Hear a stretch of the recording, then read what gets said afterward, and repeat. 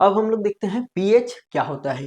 PH क्या होता है, देखो पीएच क्या होता है। पीएच यह बताता है कि कोई तरल तरल में क्या होगा, पानी होगा, नदी का पानी होगा, या फिर आपका बारिश का पानी होगा, या फिर खून होगा, या फिर तेल होगा, कुछ भी हो सकता है। तो पीएच यह बताता है कि कोई तरल एसिडिक है या फिर बेसिक है या फिर न्यूट्रल है, इसको बताता है कौन, तो पीएच बताता है। पीएच का संख्या जो होता है 0 से लेकर 14 तक होता है। 0 से लेकर कितना तक होता है, 14 तक होता है। 0 से अगर 6.9 तक है, इसका मतलब वो क्या है, एसिडिक है। 0 से लेकर 6.9 तक है, इसका मतलब वो क्या है भाई, आपका एसिड है। और 7 है तो बताएगा न्यूट्रल है। 7 है, किसी का अगर यदि पीएच मान 7 है तो बताएगा क्या है, न्यूट्रल है। और 7.1 है, और 7.1 से अगर यदि 14 तक रहेगा तो वो क्या बताएगा, वो हम लोग समझेंगे कि वो आपका बेसिक है, यानी बेस है। अब देखो, जैसे कि नींबू का रस का जो पीएच मान होता है 2 होता है। अब पीएच मान 2 है नींबू का रस, तो नींबू को हम लोग क्या बोल सकते हैं, एसिड बोल सकते हैं, बेस बोल सकते हैं। तो आप लोग बताइएगा कि सर अभी बोले हैं कि जिसका मान 0 से 6.9 तक रहेगा वो आपका एसिड के अंतर्गत में आएगा। सर हम लोग यहाँ पे देख रहे हैं नींबू का रस का जो पीएच मान है वो 2 है, यानी 0 से लेकर 6.9 के बीच आ रहा है, तो ये क्या होगा सर, एसिड होगा। बिल्कुल सही बात है। अब बताना है कि पानी का पीएच मान होता है 7, ये क्या है, एसिड है, बेस है, या फिर न्यूट्रल है। तो आप बोलोगे कि सर यहाँ पे आप दिखाए हैं कि जो 7 है वो न्यूट्रल है, तो इसका क्या है भाई, पानी का पीएच मान 7 है, इसका मतलब पानी क्या है, न्यूट्रल है, ना ही एसिड है ना ही बेस है। उसी तरह साबुन का पीएच मान क्या है, 10 से लेकर 12 होता है। साबुन का पीएच मान कितना होता है, 10 से लेकर 12 होता है। तो ये किस तरह का पदार्थ है, क्षारीय है, एसिड है, या फिर बेस है। तो आप लोग बोलोगे कि सर ये आपका 7.1 से लेकर 14 के बीच आ रहा है, 10 किस में आता है, 10 से 12 किस में आता है, 7.1 से लेकर 14 के बीच में आएगा। तो ये क्या है सर, एक क्षारीय है। यहाँ तक हम लोग देख लिए कि क्षारीय की पहचान कैसे होती है, एसिड की पहचान यानी अम्ल, क्या बोलते हैं, अम्ल, अम्ल की पहचान कैसे होती है, और आपका न्यूट्रल की पहचान कैसे होती है। याद करने का ट्रिक क्या है, तो जिसका पीएच मान कम है वो एसिड होगा, जिसका पीएच मान ज्यादा है वो क्या होगा, बेस होगा। किससे ज्यादा है, तो 7 से ज्यादा है तो बेस, और 7 से कम है तो आपका एसिड। समझ में आ गया। जैसे है, और pH 3 तो क्या होगा, एसिड होगा। pH 11 क्या होगा, बेस होगा।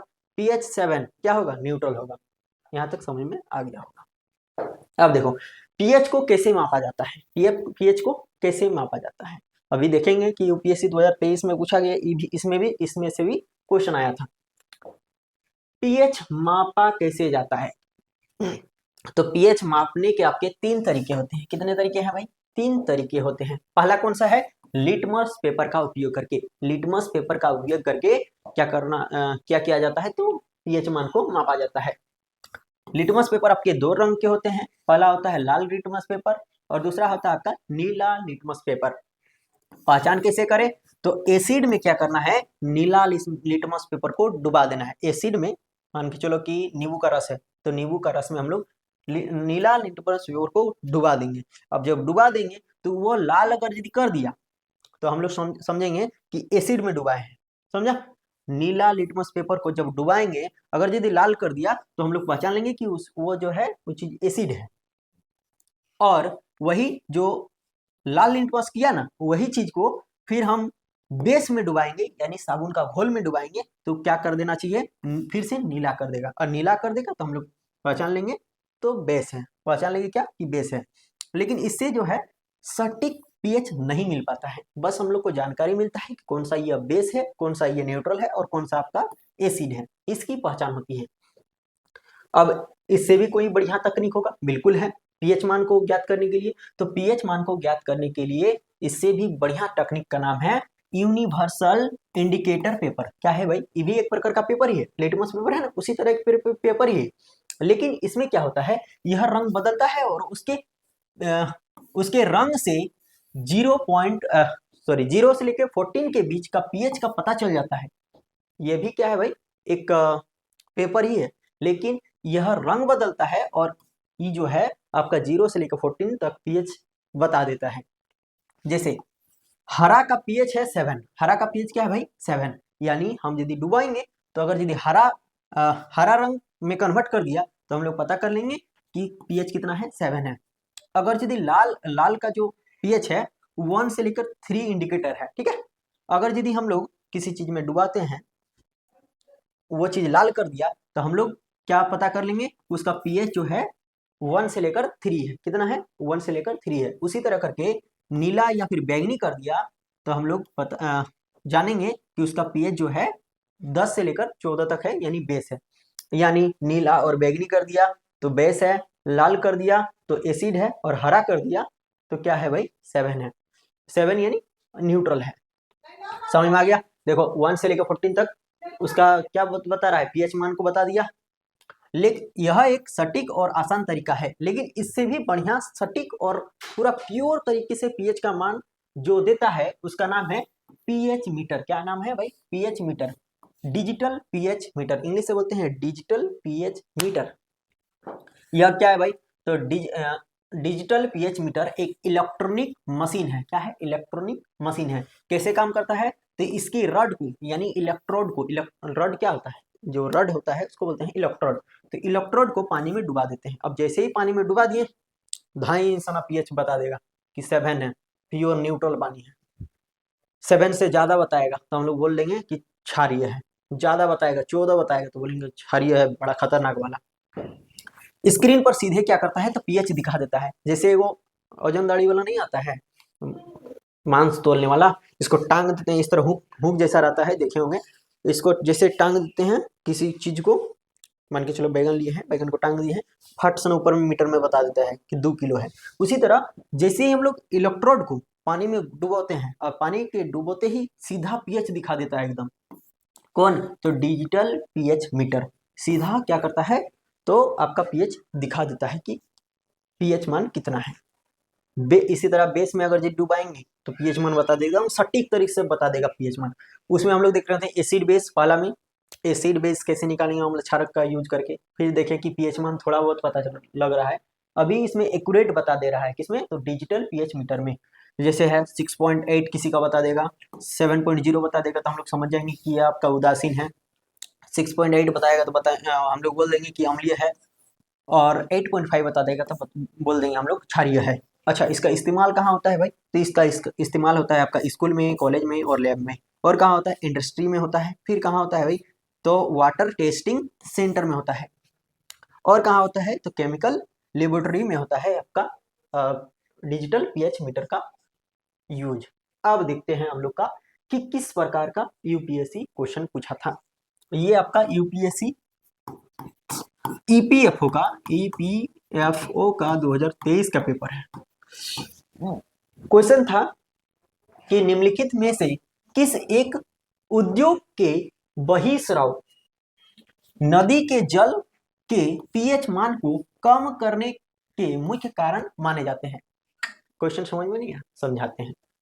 बोल रहा है कि नदी के ये चारों में से कौन जो है, जो नदी के पीएच मान, नदी का पीएच मान यानी न्यूट्रल पानी होगा तो उसका पीएच मान क्या होगा, 7, तो पीएच मान को कम कर देता है। ये चारों में से कौन जो है, जो नदी के पानी का पीएच मान जो 7 है उसको कम कर देता है।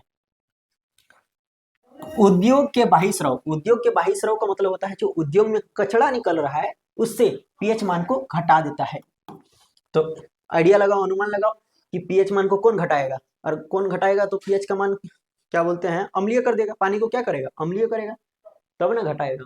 0 से 6.9 से कम करेगा, या फिर 7 से कम करेगा, तब ना अम्लीय कहलाएगा। तो वही चीज बोल रहा है कि निम्नलिखित में से किस एक का उपयोग से बहिर्स्राव नदी के जल के पीएच मान को कम करने के मुख्य कारण माने जाते हैं।